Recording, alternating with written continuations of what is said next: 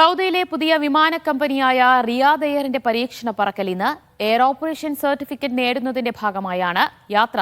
റിയാദിൽ നിന്ന് ജിദ്ദയിലേക്കാണ് ആദ്യ പരീക്ഷണ പറക്കൽ. പ്രതീക്ഷയുടെ നീലച്ചിറകിലേറി നീലാകാശത്തേക്ക് പറന്നുവരികയാണ് റിയാദ് എയർ. 2023 മാർച്ചിലാണ് സൗദി കിരീടാവകാശി Mohammed bin Salman Riyadh Air വിമാനം പ്രഖ്യാപിച്ചത്. പരീക്ഷണ പറക്കൽ ആരംഭിച്ചതോടെ സൗദിയുടെ സുപ്രധാന നാഴികക്കല്ലിലേക്കാണ് ഇന്നു മുതൽ വാനിലേറുന്നത്. വിഷൻ 2030 ഭാഗമായി സൗദി പബ്ലിക് ഇൻവെസ്റ്റ്മെന്റ് ഫണ്ടിന്റെ പിന്തുണയോടെയാണ് പുതിയ വിമാന കമ്പനി ആരംഭിക്കുന്നത്. അടുത്ത വർഷം പകുതിയോടെ വാണിജ്യ സർവീസ് ആരംഭിക്കാനാണ് പദ്ധതി.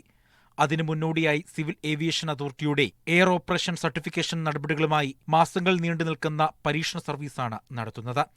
സൗദി എയർലൈൻസിൽ നിന്ന് പാട്ടത്തിനെടുത്ത ബോയിംഗ് 787-9 വിമാനമാണ് യാത്രക്കാരില്ലാതെ പരീക്ഷണ പറക്കൽ നടത്തുന്നത്. റിയാദ് കിങ് ഖാലിദ് ഇന്റർനാഷണൽ എയർപോർട്ടിൽ നിന്ന് ജിദ്ദയിലെ കിങ് അബ്ദുൽ അസീസ് ഇന്റർനാഷണൽ എയർപോർട്ടിലേക്കാണ് ആദ്യ വിമാനം ആരംഭിക്കുന്നത്. വരുന്ന മാസങ്ങളിൽ വിവിധ ആഭ്യന്തര വിദേശ രാജ്യങ്ങളിലേക്ക് നടപടികളുടെ ഭാഗമായി സർവീസ് നടത്തും. എണ്ണ ഇതര GDP വളർച്ചയിലേക്ക് $20 ബില്യൺ കൂട്ടിച്ചേർക്കാൻ പദ്ധതിക്കാവുമെന്നാണ് പ്രതീക്ഷ. 2 ലക്ഷം തൊഴിലവസരങ്ങൾ ഇതുവഴി സൃഷ്ടിക്കാനാവും. 2030ഓടെ ലോകമെമ്പാടുമുള്ള 100-ലധികം ഡെസ്റ്റിനേഷനിലേക്ക് വിമാനം പറക്കും.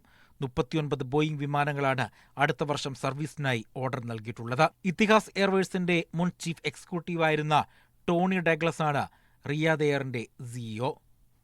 Sabith Saleem, media 1, Jeddah.